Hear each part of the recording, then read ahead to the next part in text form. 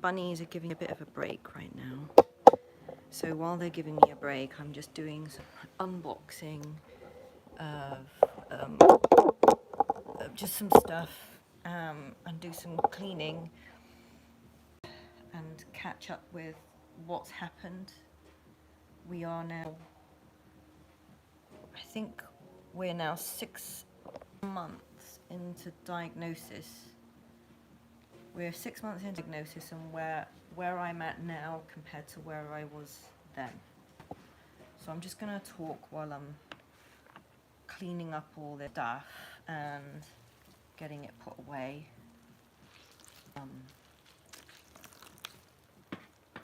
So in Taoist healing, the first thing you need to do is tidy up and get the place clean, because it's your mental health, and it really has.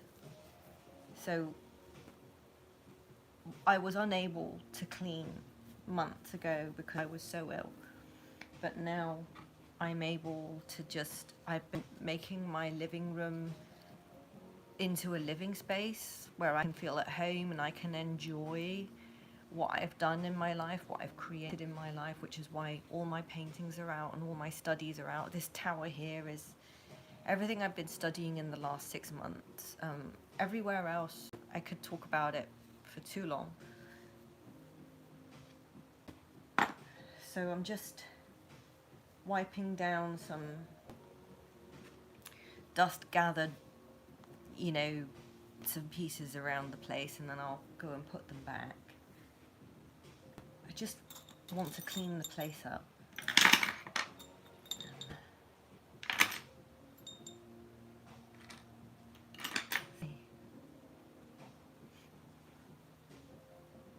Oh, needle in there.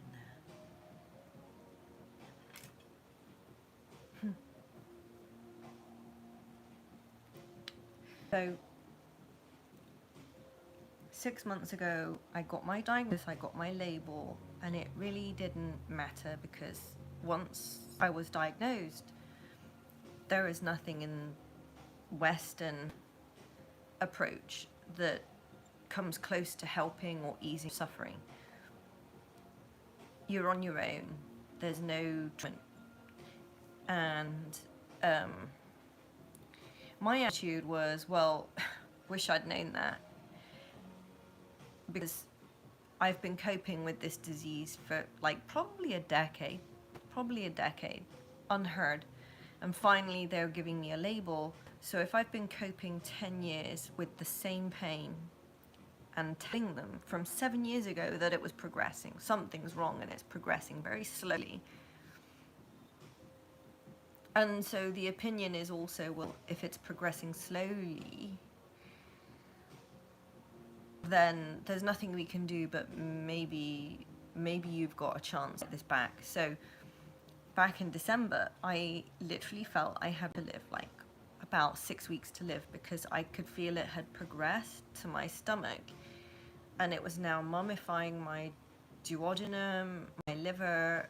They were all kind of stuck together with this clump growth, and that was stopping me from digesting food. It was stopping me from absorbing nutrients, and I was already weak, and it was a critical turning point. Either I was going to change something, or I was going to have 6 weeks left, because it was now at a point where I couldn't eat. And I still, even though I had a diagnosis, I still didn't have... Wait a second, No, I wasn't diagnosed in December. I was literally only diagnosed 6 weeks ago. Why did I think... Oh, because December's when I knew something was wrong, right. So back in December, I knew something, investigation started.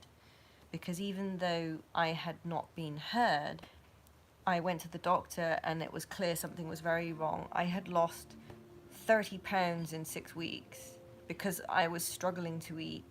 And now the doctors were sitting up and paying attention, okay, something's really there. And they didn't want to tell me what, because they had to do these rule-out tests. And what happened? So I was basically in this diagnostic process for 4 months to get a diagnosis. From the point when I was critically able to eat until I got diagnosed was 4 months. And during those 4 months, I was assigned a palliative care worker and an insurance case manager. So I was under the impression that everybody was under the impression it was the end and I was potentially gonna die, and it had to be something I had to prepare for, because it was a possibility. It was a wow.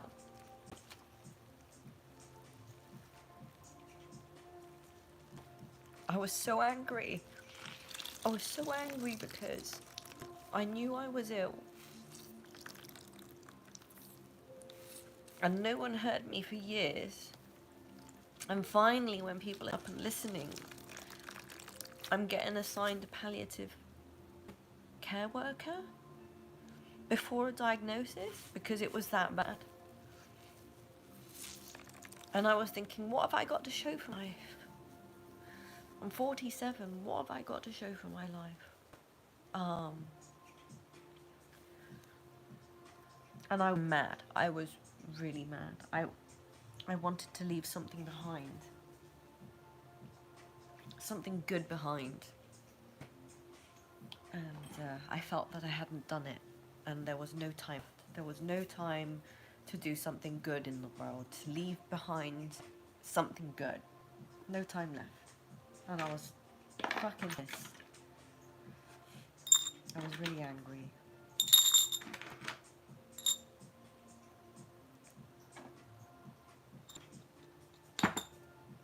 I've lived my entire life in temporary circumstances, from one gig to another, from one job that never felt right for me to another.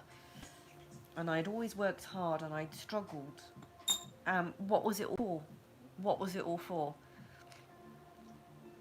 What was the point of all of that struggle and waiting until things were going to be better, because it was the end and now things were not going to be better?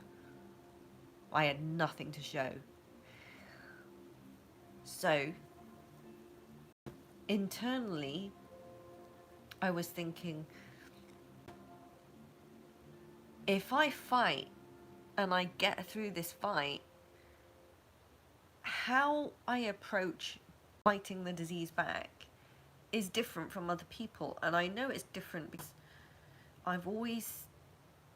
I've lived with this disease for possibly 10 years.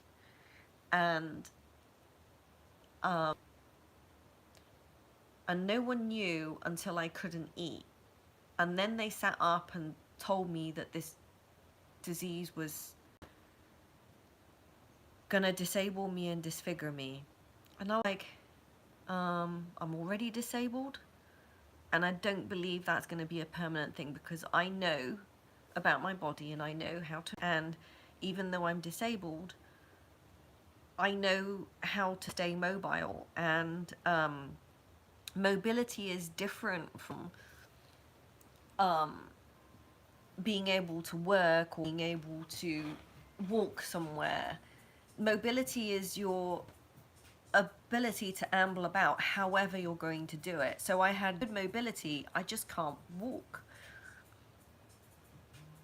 And I've suffered with this for years, but it's just now gotten to the point where the build-up, the tension on my nerves is, how can I put it? The pain didn't just happen one day. It's been growing for years.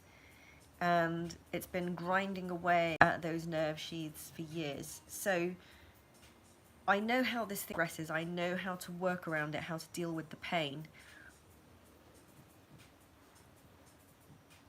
So when the doctor said to me, this is going to disfigure and disable and disfigure you, I didn't believe him, and I thought he was wrong immediately, because I thought, well, I've been living with this for so long, and yes, I do feel disabled. And it actually made me realize I do feel disabled, therefore I am, and I've been disabled for a long time. I've been masking it. I've been masking my disability where I can't walk. I've been scooting around on a recreational scooter at work because it's too hard to walk sometimes, so I trundle around on a scooter. And so I've been somehow covering up my disability for the benefit of everyone else, for the benefit of making other people feel comfortable, and also because I naturally work around my disability. So, you know, if I'm struggling to walk, I'll just get the scooter and trundle along. Actually, what really pissed me off about the scooter thing was I work and I was told I was not allowed to ride my scooter at work. And it's just a kick scooter. You just trundle around on it and kick beat. And when I asked why and sort of appealed to HR to be allowed to use my scooter at work, they said it's not safe because it's two wheels. You can use a wheeled scooter, but not a two-wheeled scooter. And I like my two-wheeled scooter. I like balancing on it and stuff. In actual fact, that's dumb. That is really dumb. So they think that I am a flying projectile at work because I have a kick scooter, and they want to see me in a wheelchair. And there's me thinking, a wheelchair is not good for my mobility because that forces me to be sedentary. It forces me to shrink my psoas muscle, which in between your belly button. It's like an L in between your belly button and the back of your femur. So it's like you're sitting down. It's like a bookend for your body to keep you up. So it's your psoas muscle that's keeping you up.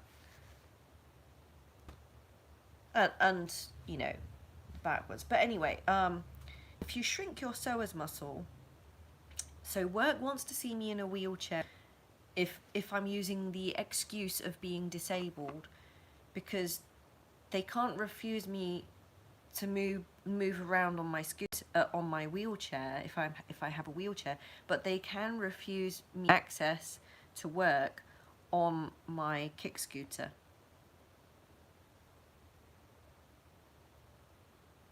So, I don't know, it just made me really angry because that doesn't make sense. I'm not a flying projectile on a scooter, and I don't want to hurt myself by being in a wheelchair, even though I'm disabled. Like, I just want to walk sometimes, so I just want to trundle around on the scooter. Is that too much to ask?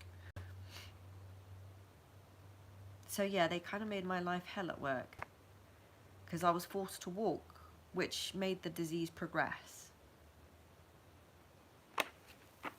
It was painful at work, painful, just...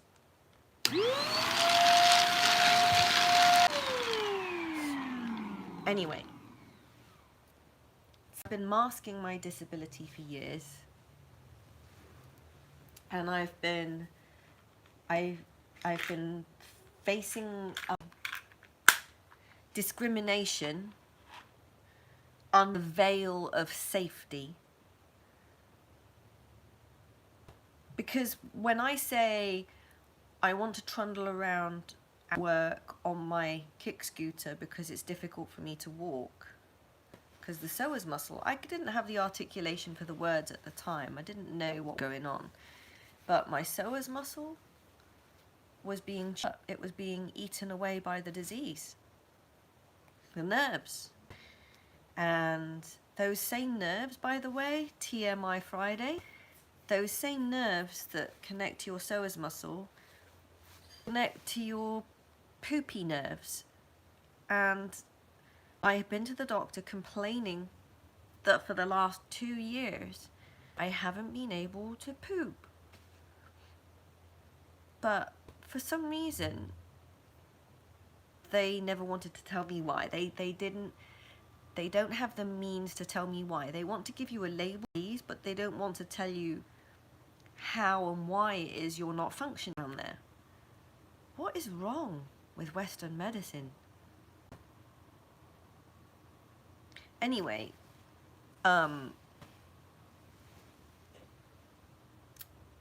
yeah, so when the diagnostic journey began in December, after I left work because I was no longer able to walk,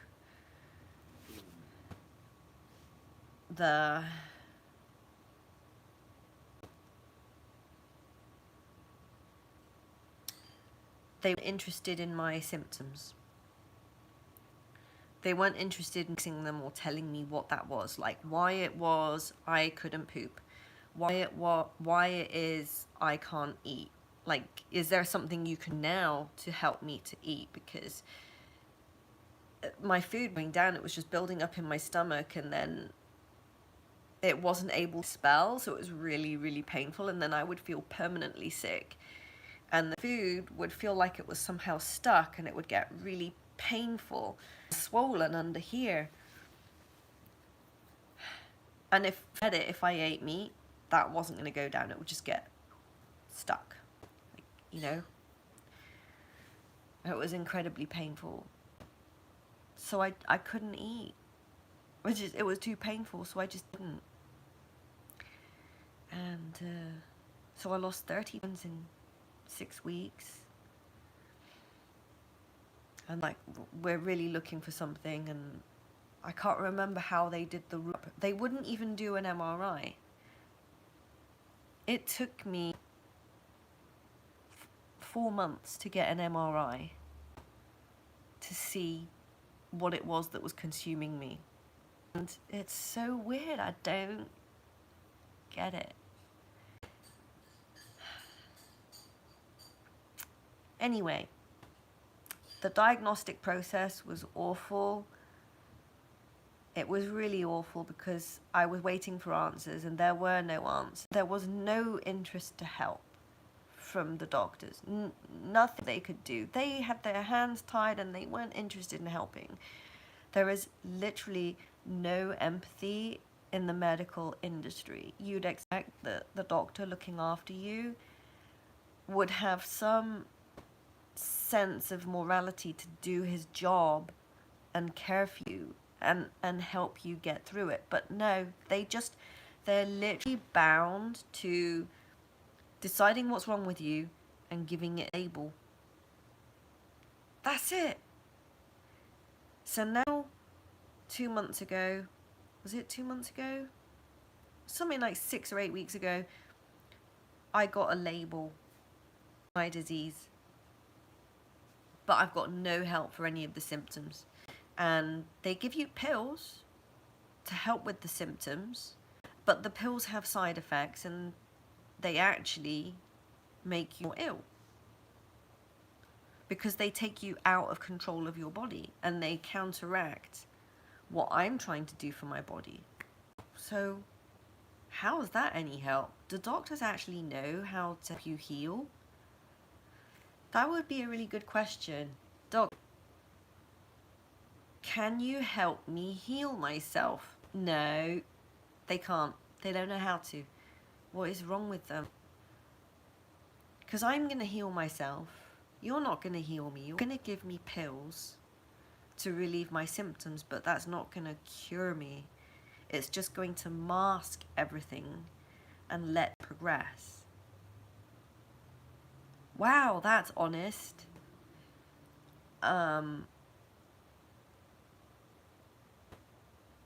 So I went to the doctor 2 months ago. I got my diagnosis. I had to follow up with my primary care physician, who was then like, oh, well, we need to check if your organs are all right. Now we've got a reason to do a scan because you have a diagnosis. 4 months after the diagnostic journey began, I get a scan. I get a body scan. And the scan results come back normal. Like, that would be a reason to celebrate, but I'm still sick and it's progressed. It's progressed to the point where I can't walk. But at the same time, what does it mean by being normal? The scan is normal. Well, it means that the tumors can't be seen. And that's because the tumors don't show up in an MRI for my particular tumors. My tumor called tumoral topherous calcium pyrophosphate deposition disease. So the tumors that form in my body form along the visceral fat.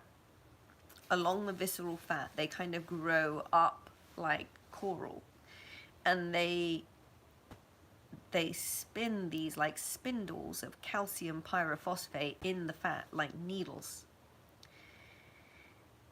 And so you end up with a belly full of fatty sea urchins that feel like scouring pads or muscles. They feel like scouring pads, and like when the fat comes out of them, when it recedes, when you're losing weight, the spines poke out and they shred and they abrade like pumice stones. They abrade your nerve lines. So then you fall. And I'm falling all the time. My knees are so bruised because I still move around. And I actually love swimming, but I haven't been able to get to the pool very regularly because it's so difficult. I have my unicorn to take me to the pool. See that? So I believe, even though I'm disabled, I'm very mobile, and I'm not going to use a wheelchair because that position, that fetal position, is shrinking your vitality. You're sitting in a wheelchair and you are shrinking your existence into this fetal shape, which means your psoas muscle is atrophying and it's shrinking. I'm not going to sit in a wheelchair. No, I'm going to be mobile. I'm going to do what children do. I'm going to crawl around like a child. I'm going to play on children's toys to move around the house. And I'm just going to enjoy life. I'm not going to sit in a wheelchair and struggle to reach things and heave myself out of that chair when I can just position myself and stand up and do the squat kind of thing, because my knees can go out sideways. It's great. So I won't lose my ability to stand and get standing, because it's easier to practice staying standing and squatting up from my unicorn than it is trying to get out of a wheelchair all the time. And plus, there's not much room in this living space. I sit on the floor in the middle of the living space so I can get around easy. I've got my parallel bars in front of my computer so I can stand at my computer. There's not a lot of room for me to have a wheelchair in here, you know? I've got my scooter, my electric scooter for going shopping with.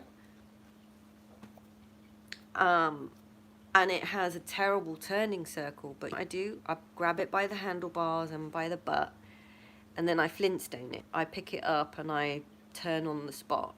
And the bus driver's looking at me like, you're in a wheelchair and you're lifting that thing? Because it's actually good that it doesn't turn. Because I can put my legs down and just hoik it up and, you know, just move the saddle around, or just pivot around the saddle. Pivot the saddle underneath me, just Flintstone it. And I explained to the bus driver,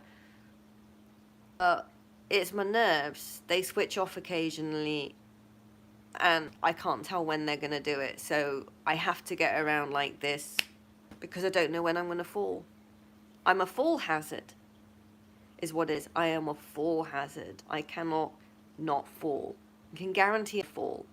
If I'm a fall hazard, Why do I need to be in a wheelchair? Like, can I just return to work on my unicorn? Can you imagine HR saying, no, you can't use a unicorn at work. We'll allow you to use a wheelchair, but not the unicorn. Because why?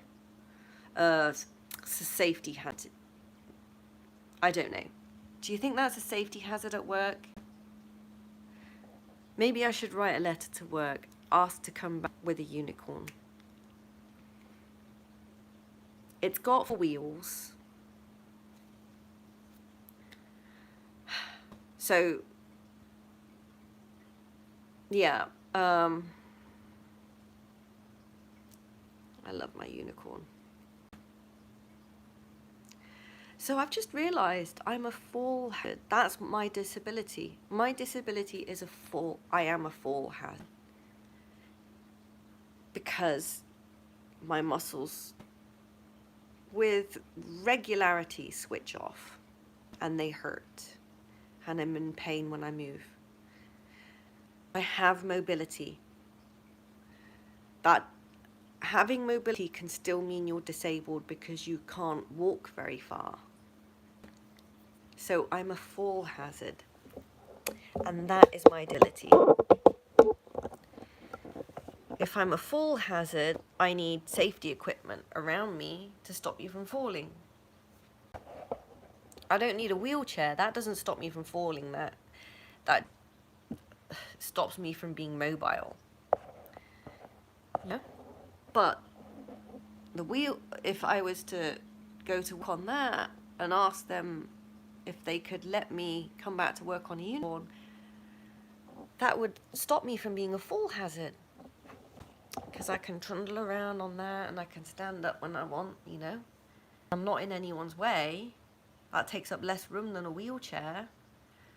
So it can't be a safety issue, can it? Because they refuse to let me trundle around on my scooter. And the problem with the scooter is that I can get from A to B, but this thing topples over. I've got nowhere to put it, so I jam it between my knees, and I'm still a fall hazard. Because I could still fall at any moment.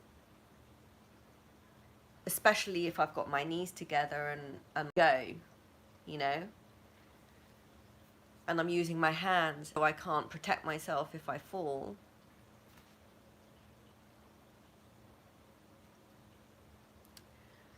But the unicorn hands-free. And I'm not likely to fall off it. I'll just sit back down, you know, when I feel a muscle go. This is a really good line of thought. I'm glad I did this. So clean that up, and that can go in there. I'm gonna see if there's more that I can clean this box. Hang on. Yeah, let's try and move it out for a bit.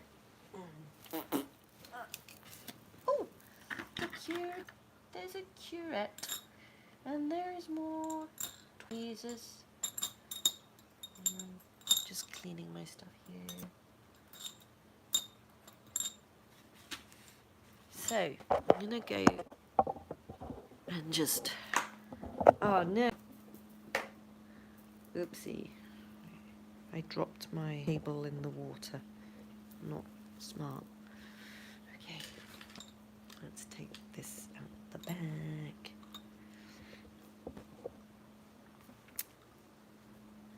So I'm really proud of myself.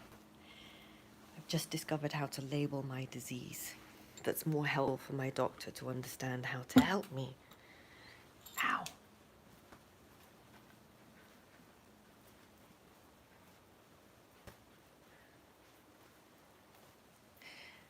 So,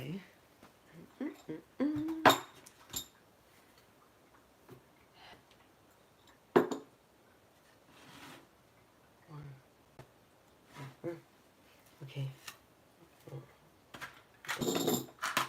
This one. Comes back with me. Leave that there.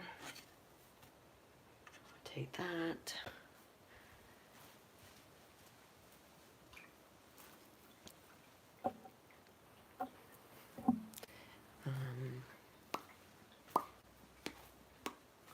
So, realised why describing myself as a fall hazard disability makes so much sense, because it explains why I have a funny limp. If you're a fall hazard and you're not sure when your leg's going to give out from you, you develop this funny walk where you protect yourself from falling mid-fall, so you walk as if you're about to catch a fall, right? Because the muscles can feel, when they're about to give way, they can feel extremely weak. And you're like, oh. And then you protect yourself in advance. Because if the muscle's weak, you can't catch a fall. So you have to walk as though you're about to fall. Yeah? That totally explains my funny walk. Because my disease isn't bilateral, the tumours are more on the left-hand side. So it's the left-hand muscles I always have to, that can't catch themselves. The muscles can't catch themselves. So if I fall, something bad is going to happen. I'm going to be able to control the fall. So, okay, I got to get more stuff to clean. And I'm going to put some music on. Right, okay. Put some music on. Put some music on. Where is my... Oh, it's here. Right? It's here.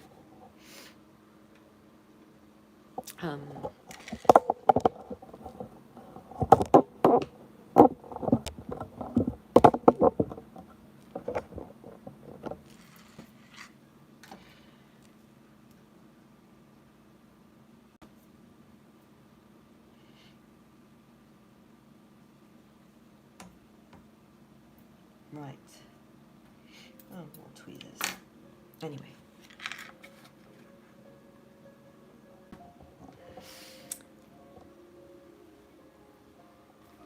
Okay. Oh, this has only been live streaming for 35 minutes. Funny, feels longer. Am I that bored? No. Oh, that was it. I was going to clean more things. So, let's see.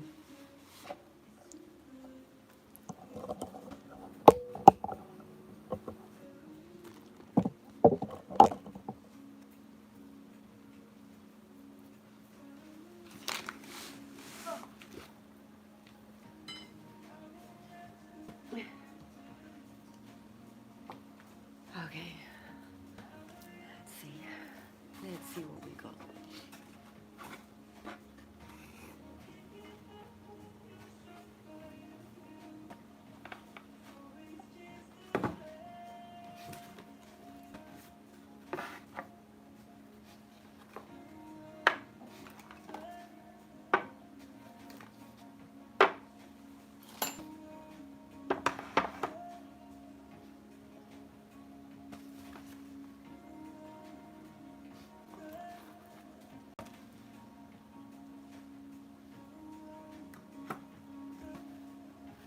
Oh, yay!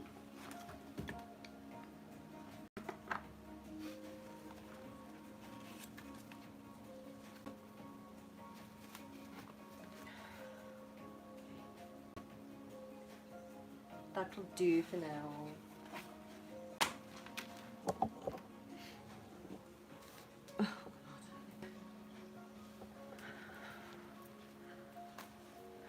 So, here I am now, 6 months after I went to the doctors desperate to eat,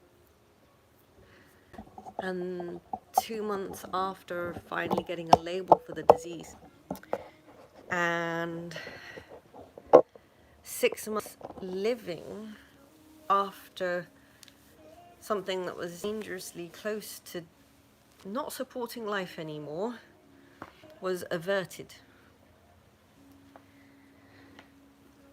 So back in January, I was literally at a point of about 6 weeks to live.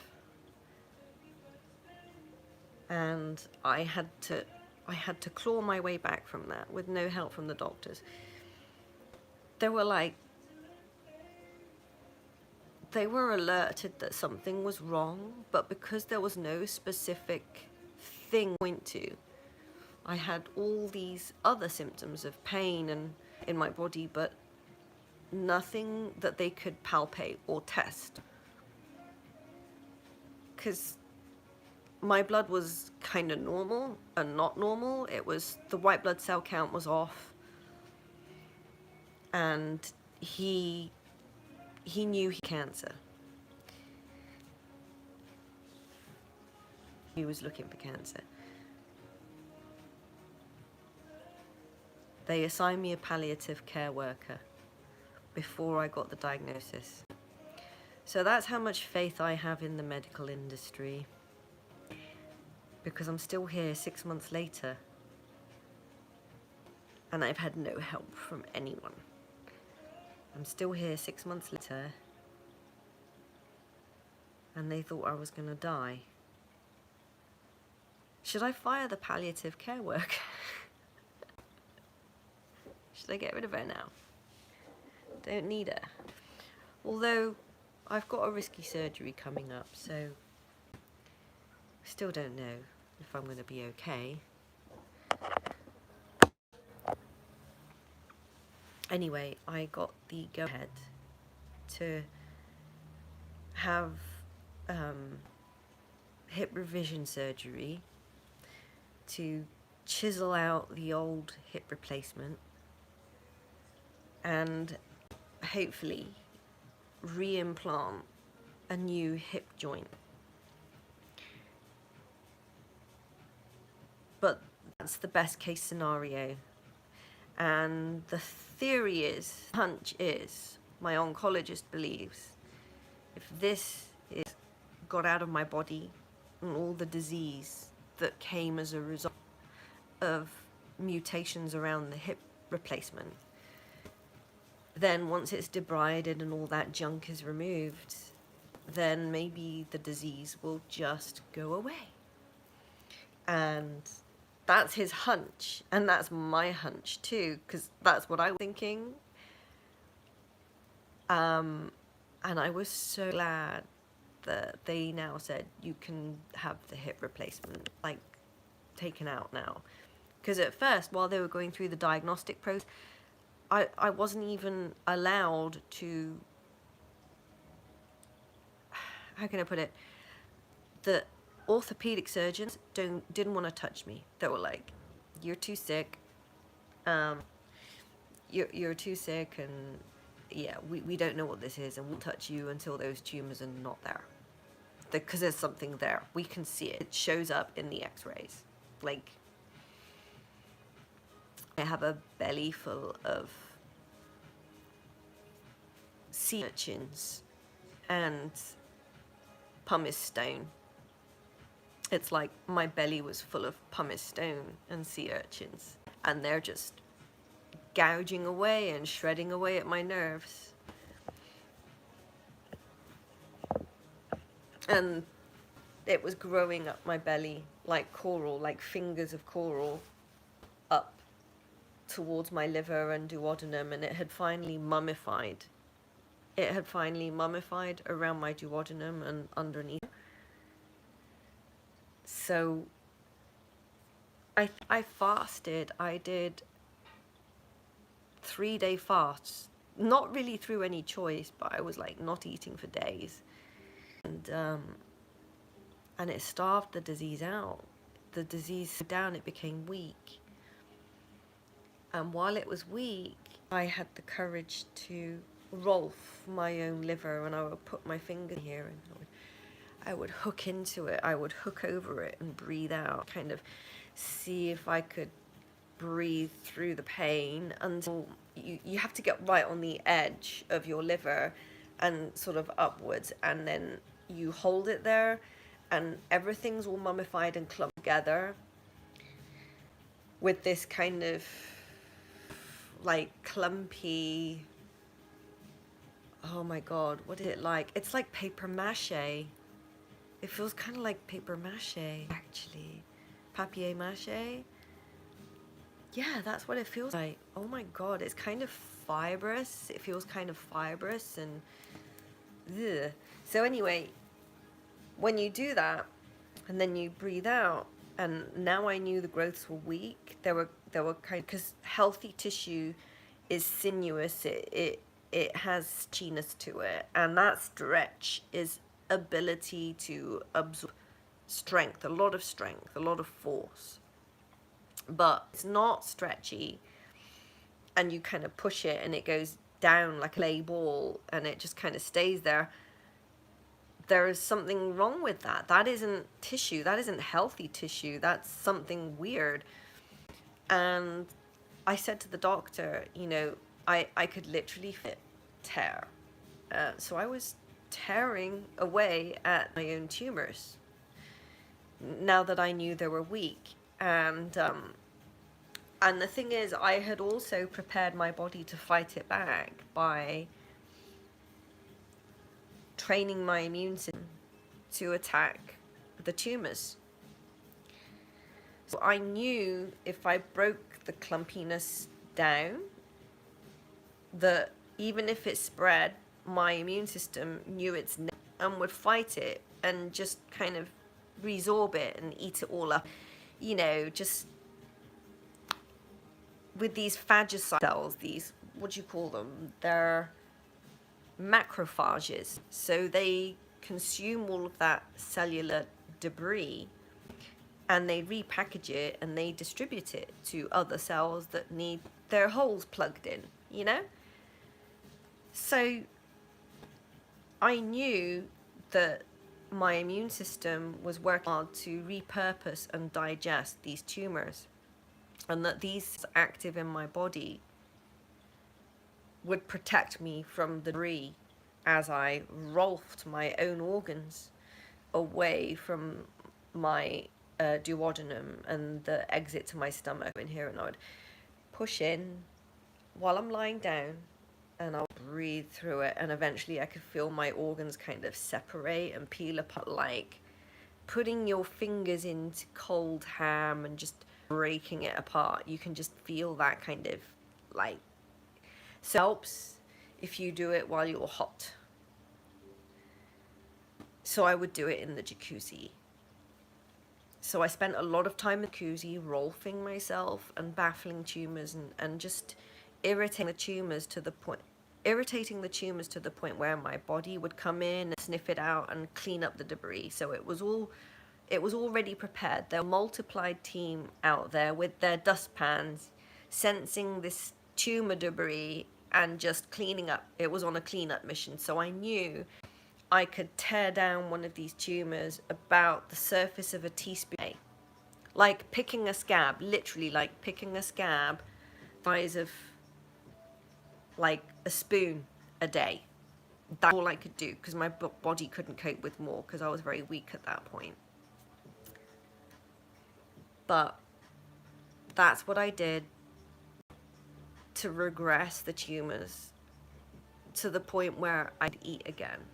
And at first it was small meals. And I remember the first week it happened, it happened literally 6 weeks into doing the fasting and the rolfing. It took 6 weeks to clean it up enough for me to eat a meal. But when it first started happening, oh my God, I overdid it. So sometimes overdid it, and I did too much tumor tearing work. There was too much debris in my bodies to handle, and the debris would start coming out of my skin like a human cactus, you know? So that was a painful experience, and it's called the cancer itch. It's like a stinging nettle all over your body. And started actually, with me, it started on my thighs, and then it progressed up my body and around my rib cage and on my flanks, and it was particularly bad around my kidney area. And then I realized my kidneys were struggling, and I probably injured my kidneys from tearing down too much tumor and putting tumor debris in my blood, which my immune system was now just going crazy fighting, you know? So it was a very difficult time. I couldn't put anything on my skin because it would burn, like nettle rash, and you'd feel the needles come out. And I would get needles coming out of my eyelids as well, like little, like splinters in my eye coming out of my eyelids on the inside. And they would come out, I would get them well here on my scalp around the suture lines around here, and at the back as well. It often feels very prickly there, and sometimes it spits out a bone splinter out of my scalp. So I get a lot of these like calcium things grow out of my body, and sometimes they just collect and my body pushes them out. And that's kind of fascinatingly gross, but it's not when it's a flare and you're getting the insane itch that's literally feels like you could tear your skin off, because it doesn't stop until the needles grow out of your skin. So the best way to deal with the cancer itch is to, what did I do? I massaged with a special type of lotion.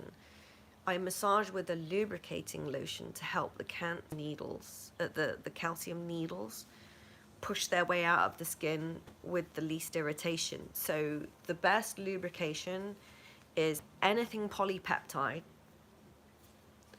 and anything, even Nuru. So preferably water-based, not oil-based, because oil-based actually somehow it just stops the calcium from coming out of the skin. But with water, it draws the calcium out of the skin. It's kind of soluble in water.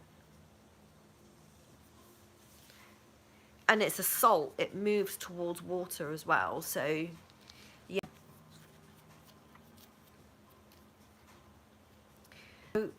It was weird. It felt like monosodium glutamate was, needles of monosodium glutamate were literally just piercing my skin like a human cactus.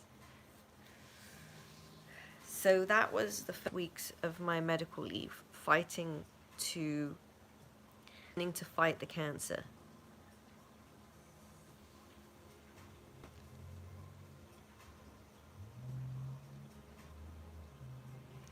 And I think I was probably at my worst point of the illness on February the 14th,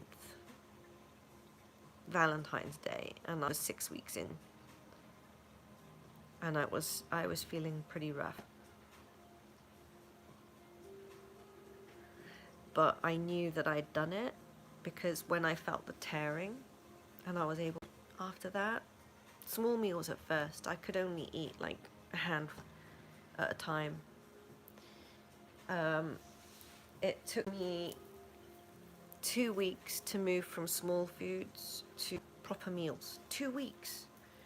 Because by eating, you force your stomach to squirm and move more, and it was starting to slough off all of the clumpy material that the cancer had grown around my stomach. Hello, baby girl. She's using the pot. Oh, really? She's gone and peed on the thing. Okay, I'm gonna go clean up, and then I'm gonna find more. Oh, I meant to clean that up. I have to get out. She's gone and peed over there.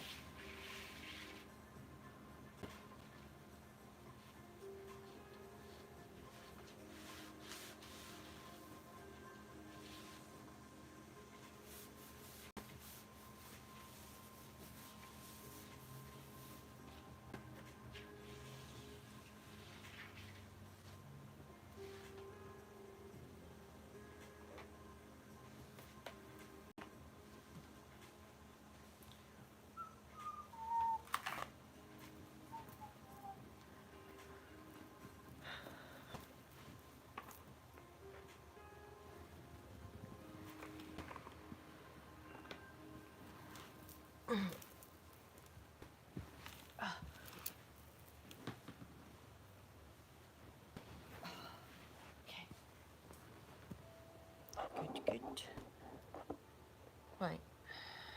I'm gonna have to do this.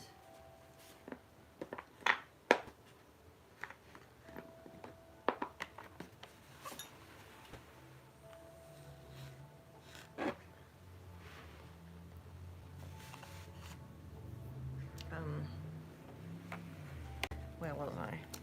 Was I gonna... Actually, I need to change the water.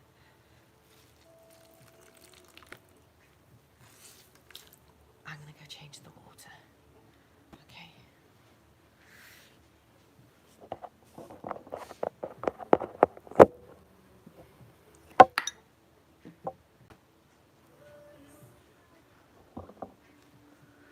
So, fall hazard disability. It's not like I can't walk, I just can't walk far without falling. And it's not a balance issue, it's a neurological issue related to muscles switching off because they've just been abraded by a tumor or so it's a fall hazard disability, which is an amazing description. Just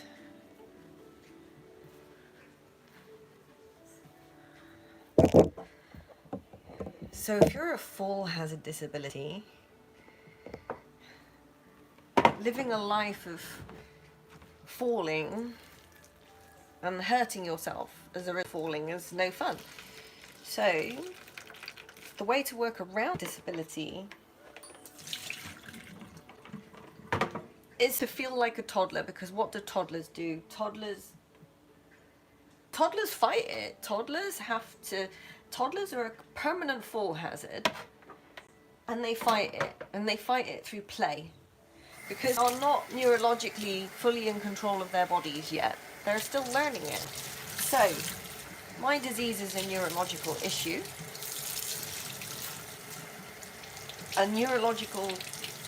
It's a disease that affects the neurology, but it's not a neurological disease, if that makes sense.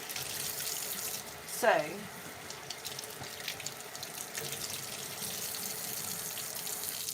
the way to grow past this disease and not let it take you is to play all the time. Play like a toddler, because they are essentially playing their way through and fighting the fall hazard, which is exactly what the disease describes in my body.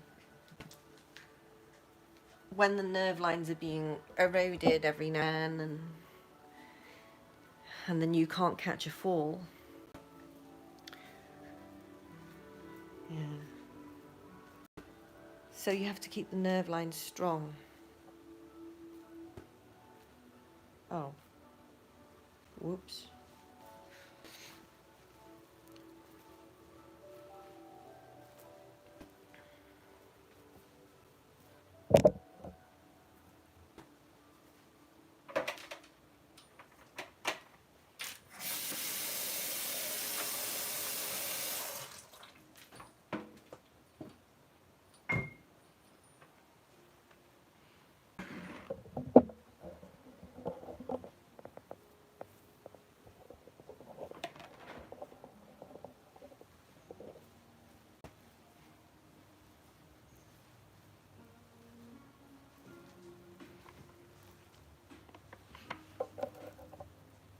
Okay.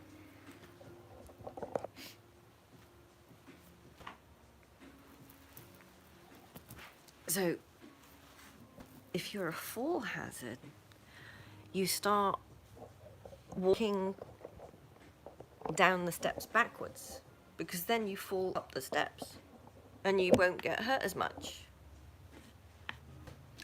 That's one way I move around. If you're a fall hazard disability, then you walk funny because you know which muscles are susceptible, and you cater towards catching that if it gives out on you. So you use the muscle, which means you disengage it, and you catch yourself from falling because you can't use that muscle while you walk.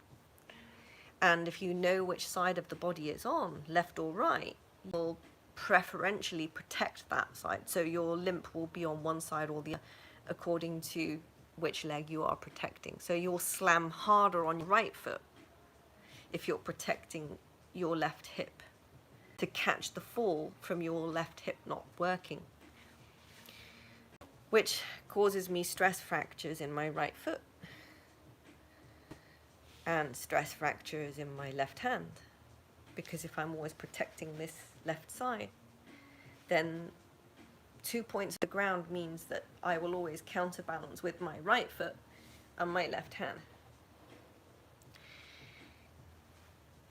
If you're protecting this muscle, the right hand muscle, you're going to get stress fractures in your left foot because the disease leaches calcium out of your bone. The first ones that are affected are the metatarsals and your ulnar, radial, and hand bones, and then it progresses up to your shins. So it progresses strangely from the extremities when it's leaching calcium.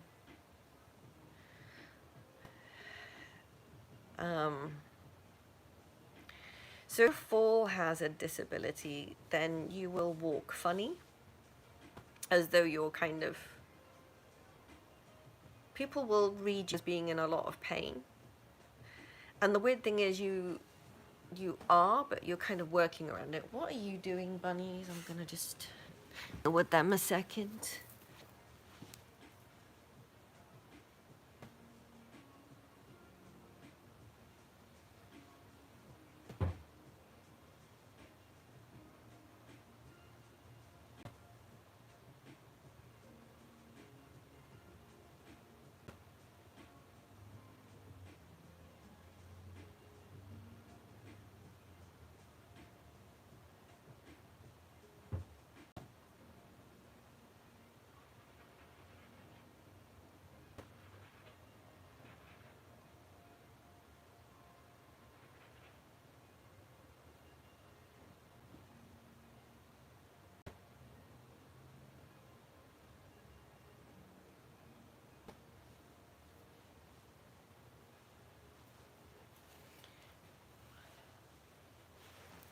I had to referee the bunnies. So what happens if you're also a fall hazard disability?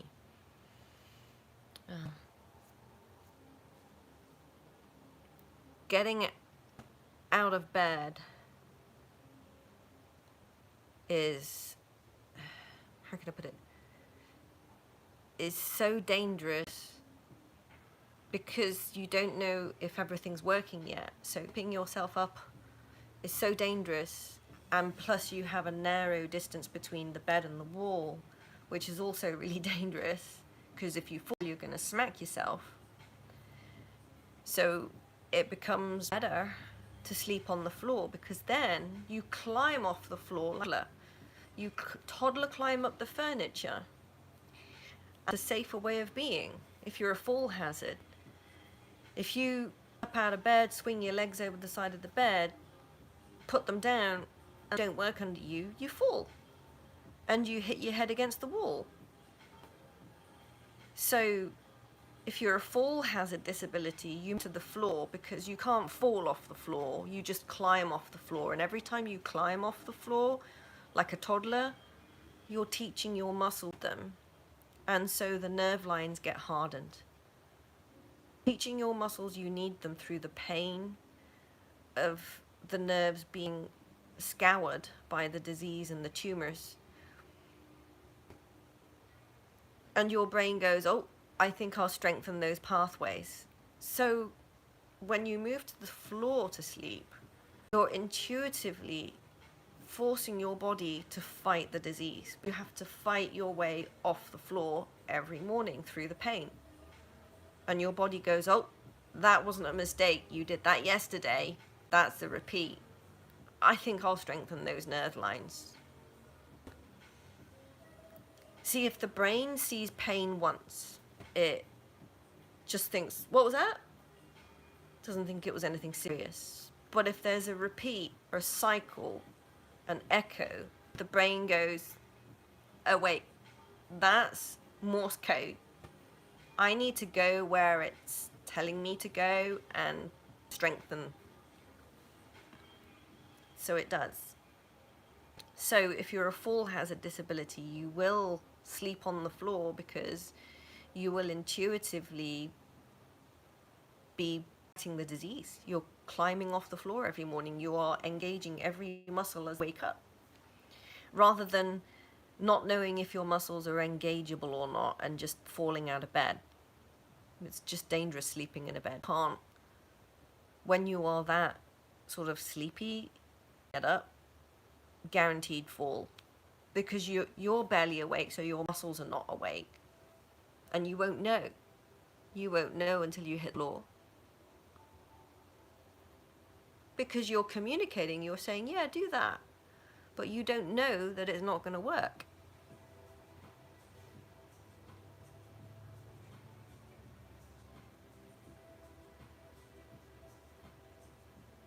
What else happens?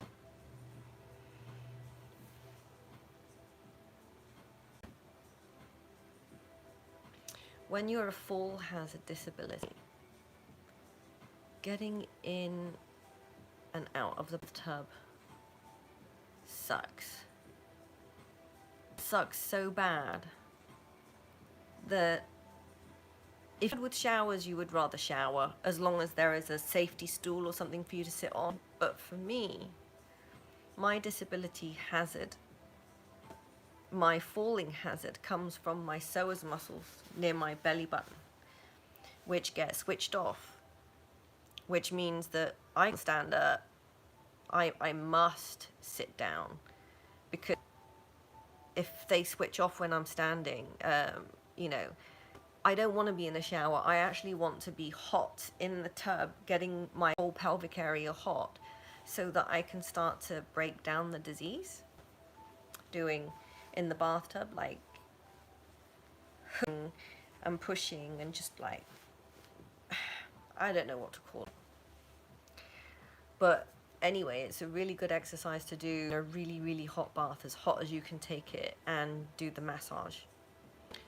Maybe I should do a video on that. That would be good. You know what? I feel like doing it now. I feel like doing it now. Just because.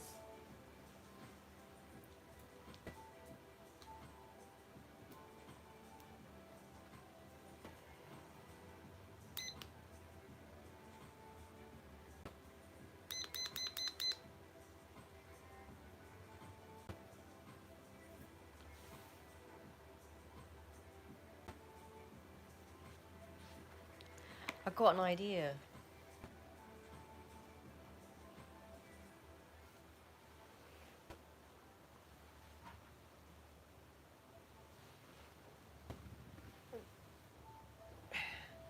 So, just what else makes you a fall hazard? Oh crap, here they go. I'm just going to go over and subdue them a bit, because they keep doing this stupid thing.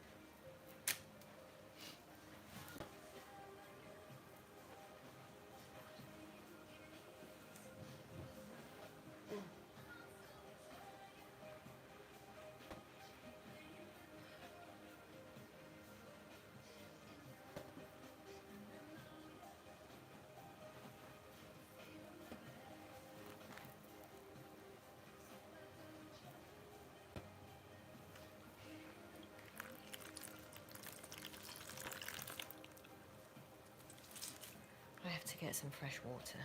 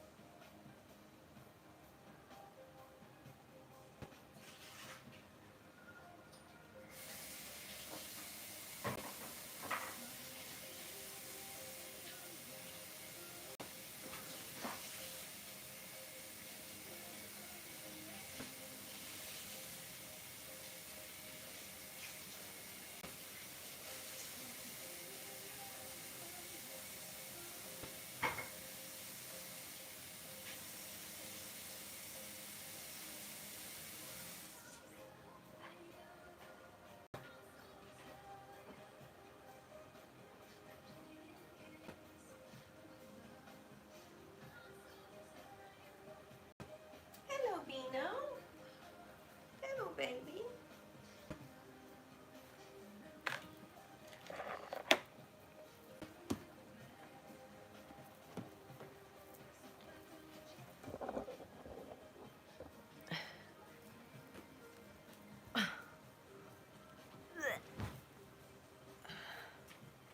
Okay.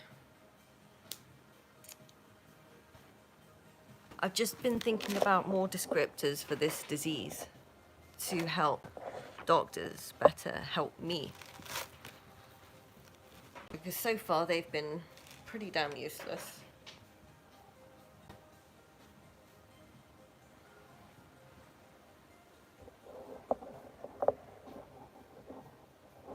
Where is he? He's behind me, that's why I can't see him.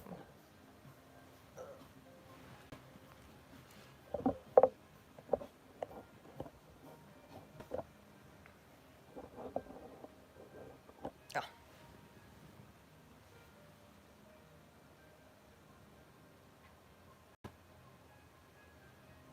It's so disappointing they're still fighting. Okay.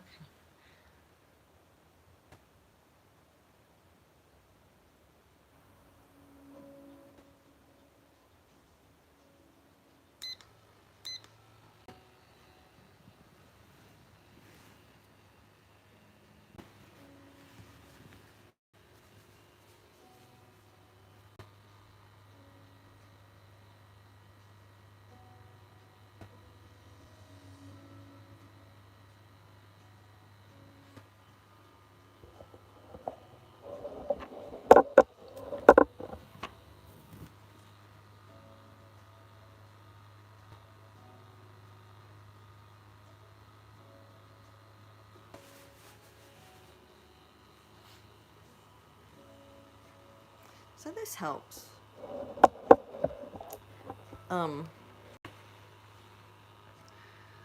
This tool, is called a meridian cone.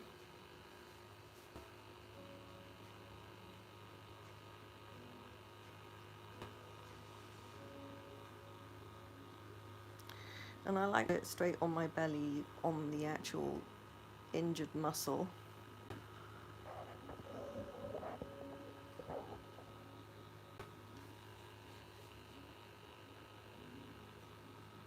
It helps to heal that muscle. The muscle which is the source of your vitality. In this disease it gets kind of eaten away. So you want to make it strong and as healthy as you can. So I massage my psoas a lot.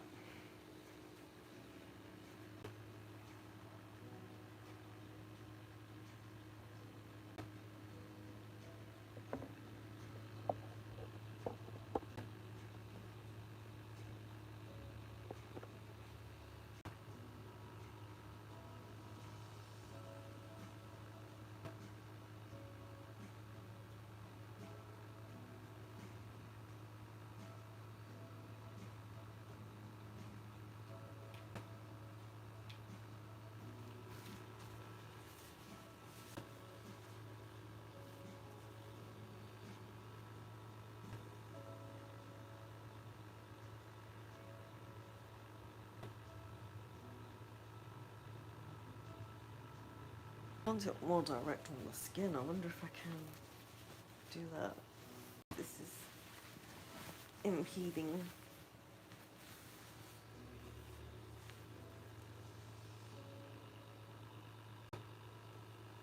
That's better.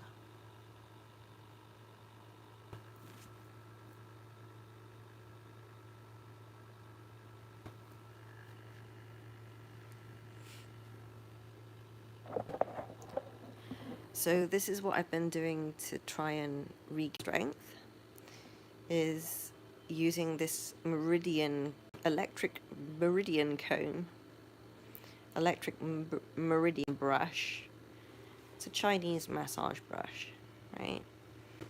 I've been using it directly on my psoas muscle, and it helps the psoas muscle to start.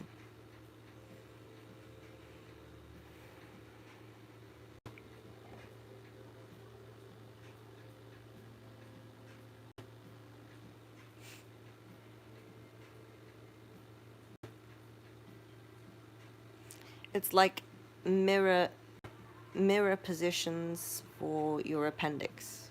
So you know where your appendix is. So it's the mirror position of that. Both sides. It's where your psoas muscle is. So I put the meridian comb there.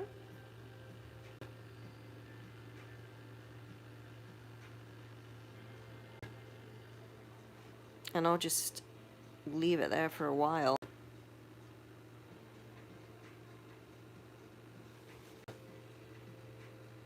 And for me, it really does work.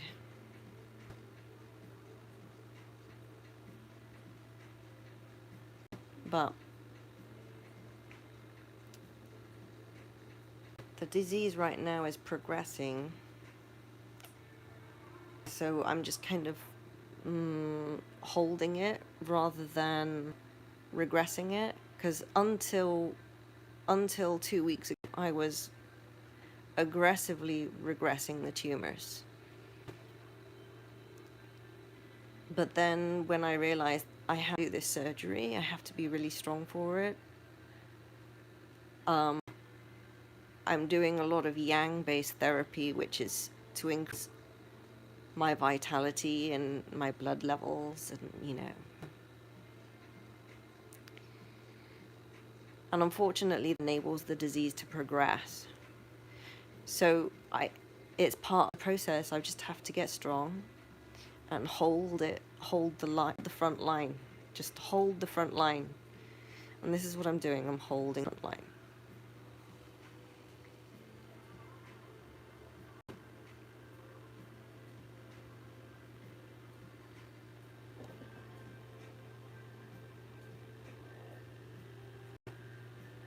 But if you have a full hazard disability, then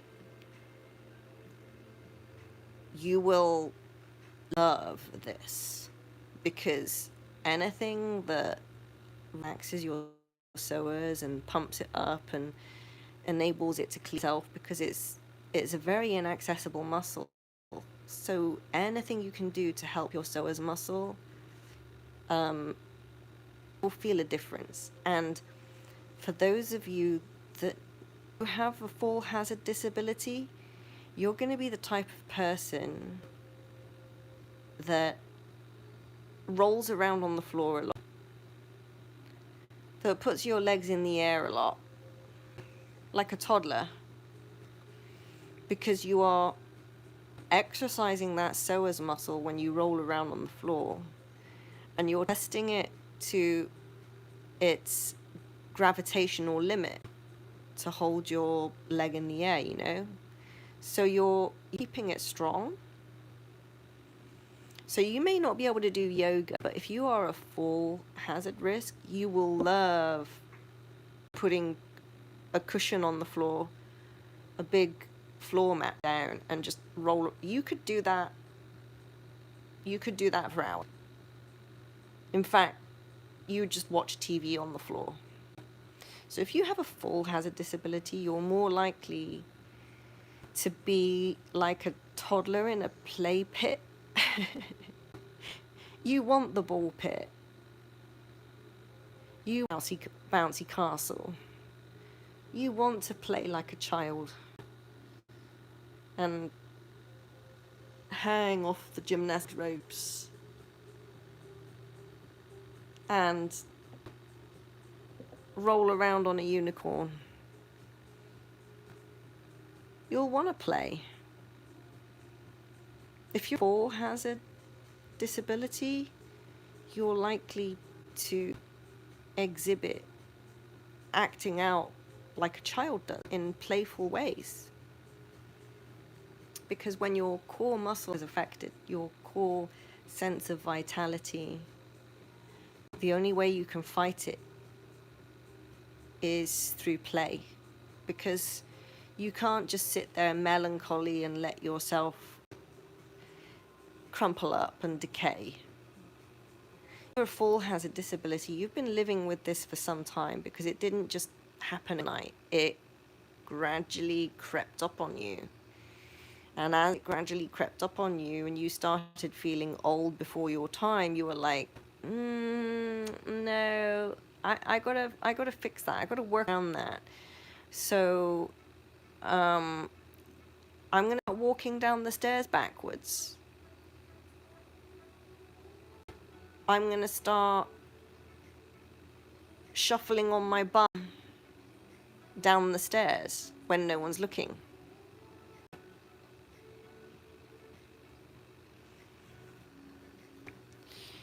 Yeah, you're going to move like a child. Because that's how you work around how the disease is eating up your system.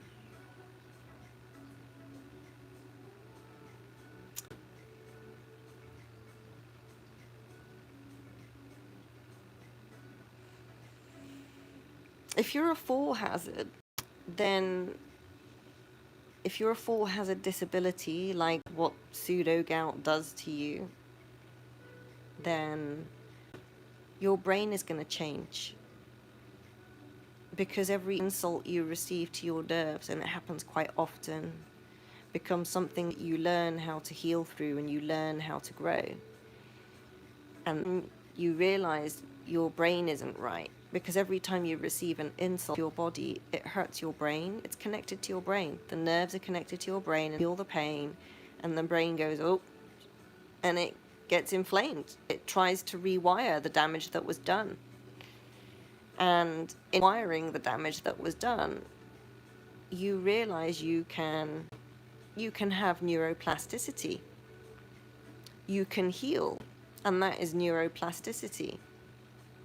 Because when you get these intermittent nerve damage issues, you know it's going to be okay and it's going to come back. It may take 2 weeks, it may take 6 weeks,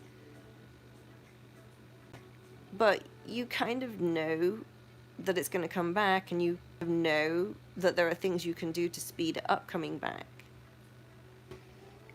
So if you're a fall hazard disability, you are likely to have focus issues,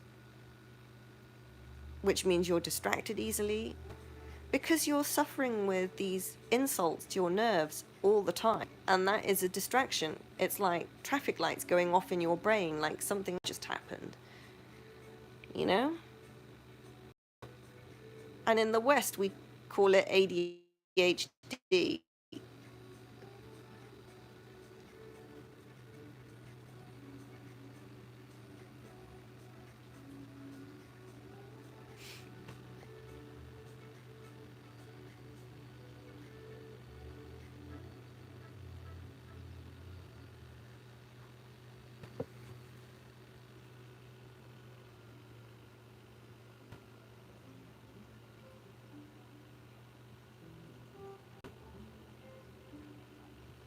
Woo.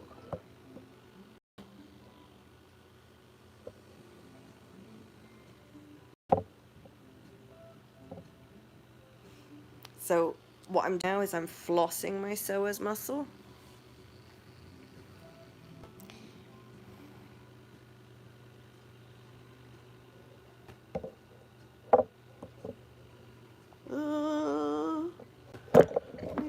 you down so I can focus on this.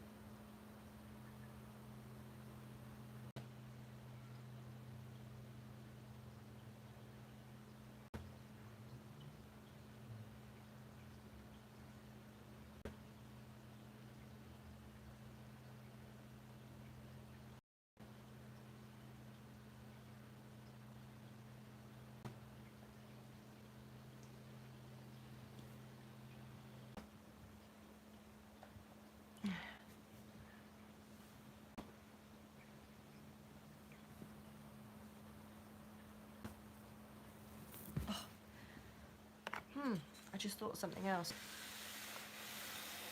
If you are a fall hazard disability, you will also climb off the floor by climbing up your knees, because all of your belly button muscle downwards doesn't work.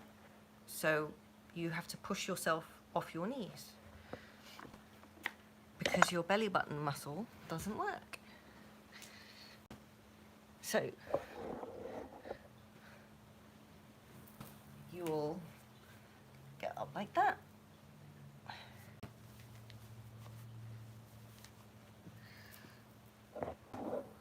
So if you notice you've got these symptoms, you'll know what's happening to you. It's your vitality muscle, your core muscle of vitality according to the Chinese, wearing a bit thin. I was going to put the music back on.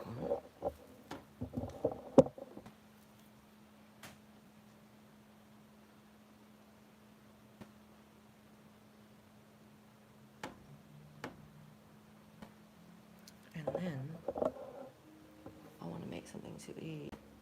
Oh, I've got gruel. I've got gruel. I made a big cup of gruel. Yay. Okay, I'm going to have gruel.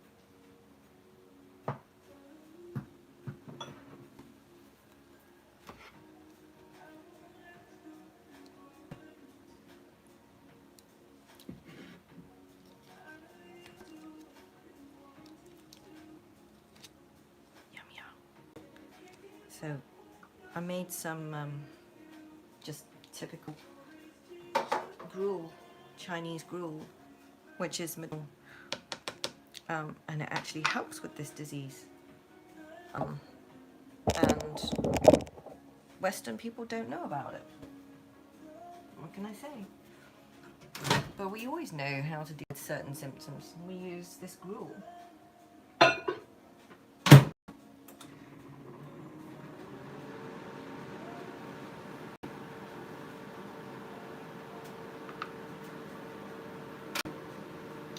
So,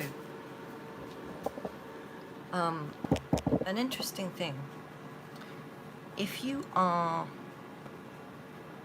suffering with fall hazard disability, so you're not sure why, but you have a tendency to fall a lot because something feels weak, something doesn't feel quite right.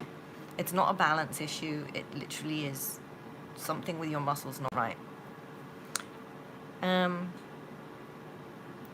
You are likely to have real issues going to the toilet. Like, I've been suffering with an inability to poop for 2 years. And it was a symptom I complained about to the doctors, and they just weren't interested, of course, because there was no label for it. Therefore, it wasn't a disease. I can't poop. They call that constipation. No, constipation's where you picked up. Like, I literally can't open up. I can't push. Like, nothing happens. So the workaround for that was to just dig it out. Or have diarrhea regularly, because better out than in, right? So if you are a person who likely suffers with this fall hazard disability, this disease causes fall hazard, you are likely to be big on beans. Anything that makes you poop is gonna feel good, because I tell you, if you can't poop, you end up in the hospital. And I've ended up in the hospital not being able to poop. Ambulanced.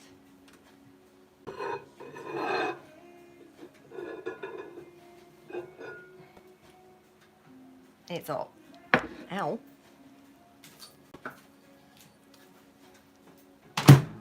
So you're going to be big on beans. And funnily enough, That includes Chinese mung bean gruel. But you know, you're going to be big on baked beans. You're also going to be big on things that make it come out easy, like oily fish.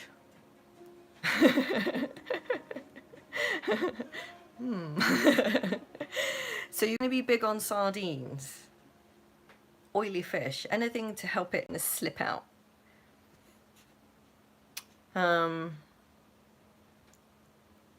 So food is going to be the sort of, how can I put it? You're not thinking about, yes, you are thinking about nutrition, but you're thinking about it differently. You're thinking about nutrition as a way of surviving the next day. How am I going to be a poop? Well, I've got to figure out what to eat today to do that. You know, am I feeling a bit dry, dehydrated? If I'm feeling dehydrated, I'm going to want to do lots of soups and, you know, anything to help, you know. And yeah, and also you end up doing kind of the mushy baby food kind of diet where you lean towards things that are like chopped up, like baby food, you know, like oatmeal and gruel, soups, porridge, mashed potatoes, anything that's already kind of like, you know, not because you don't want to eat food, although that can sometimes be a problem with this disease because your salivary glands can get clogged up with the calcium that's being leached out of your bones, and then you end up with TMJ, jaw pain, and sometimes you just want to bite down because it's so painful, and that can so that kind of sucks. So anyway, if you are a hazard disease person, I'm calling it that because it's a great way to describe this disease. And I bet the Chinese know all about it. I bet it has its own thing, probably.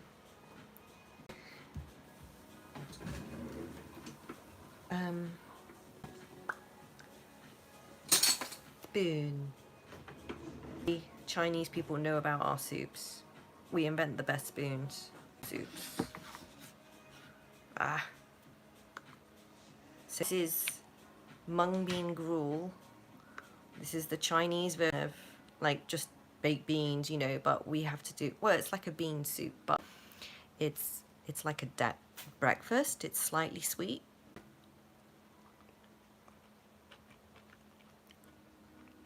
And everyone makes it differently. Or you can make it the way you like for different occasions.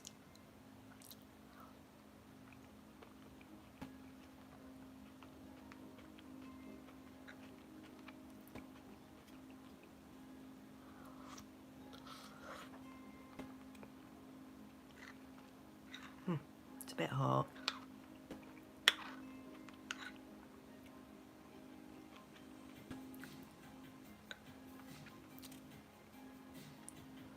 The Chinese version has black fungus in it, and it also has like tapioca sticks in it. So the red is the tapioca, and the black is the shredded black fungus.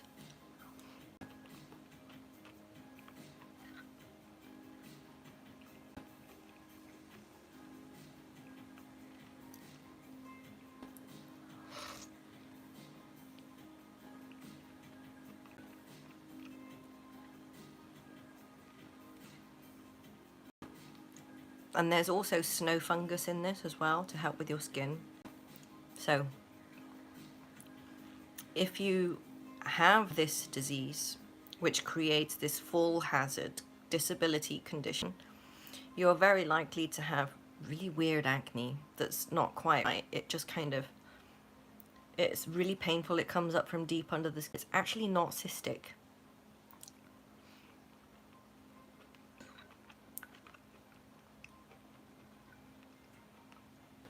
And then they leak like blisters, and then they go concave and they eat away at the skin on your face, which is why they say this disease disfigures you. But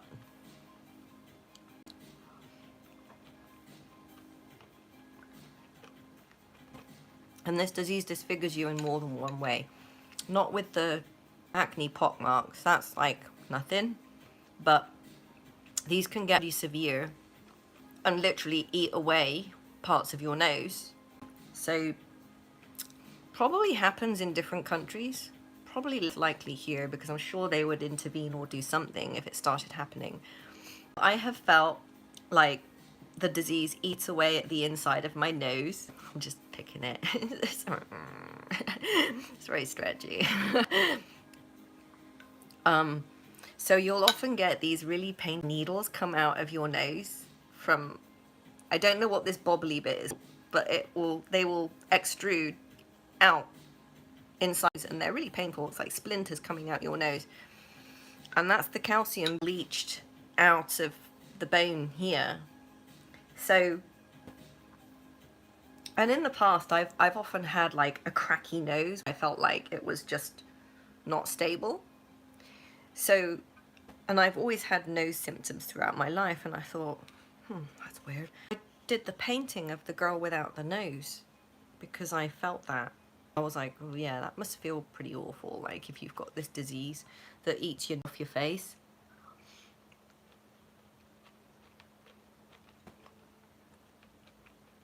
Because I was feeling what was happening to that girl. This disease literally makes you feel like you have leprosy. And this is nothing, this is mild. There are times when it's been really bad where they're just leaking, and they're not leaking pus, they're just leaking fluid. It looks like you've been scraping your face, and your friends will tell you, you shouldn't pick your face. But honestly, picking your face doesn't cause the sores. The sores happen and they're just like, ow, it's itchy. It's so itchy.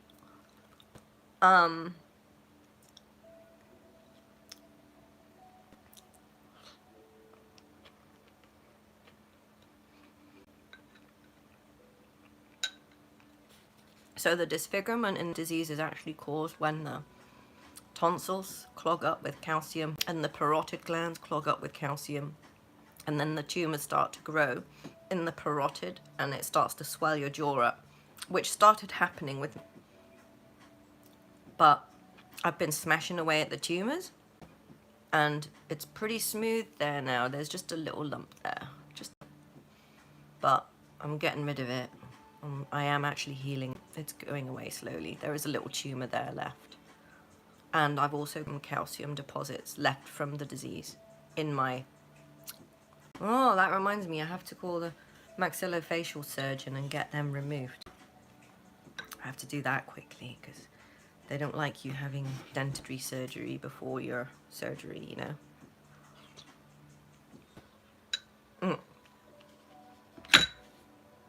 I mean, to the surgery.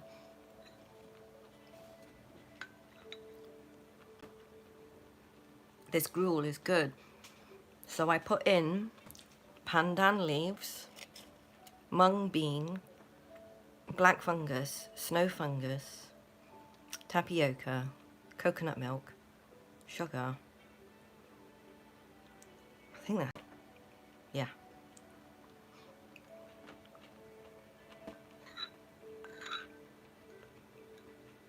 So, my mum was diagnosed with stage 4 cancer, uterine cancer, and they did a hysterectomy, and she came round from surgery and she was just screaming in agony, and the doctors were like, oh, we give you more medication. She was like, the medication didn't get on with her, she had side effects. And that's what happens with this disease. It gives you side effects for everything because your body's reacting weird. And then they told her she had to do chemotherapy, and she was like, no way, I'm not doing chemotherapy. And she went on a walkabout for 2 years. She went homeless for 2 years.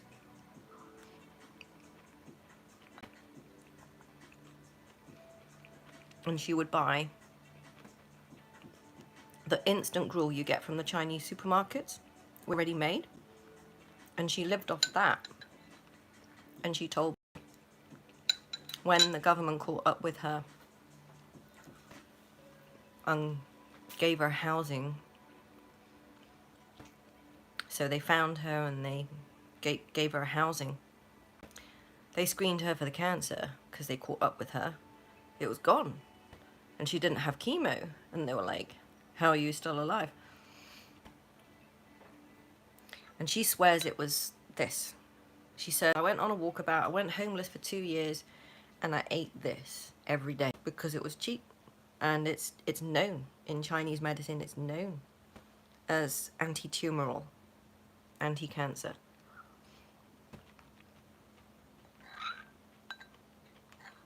And I looked into why that was.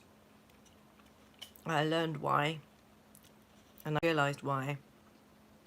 And so I copied my mother. I decided, now that I was facing this issue with a few weeks left to live, I knew what to do. I'll just do what Mother did. And so I did. And I felt myself push back the disease.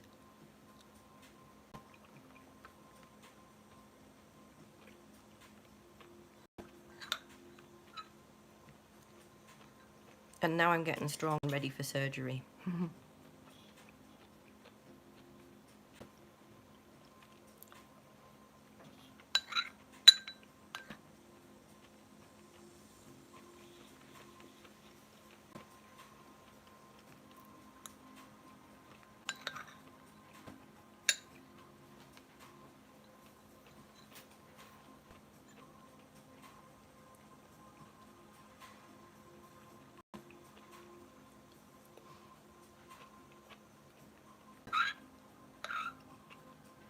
I love this.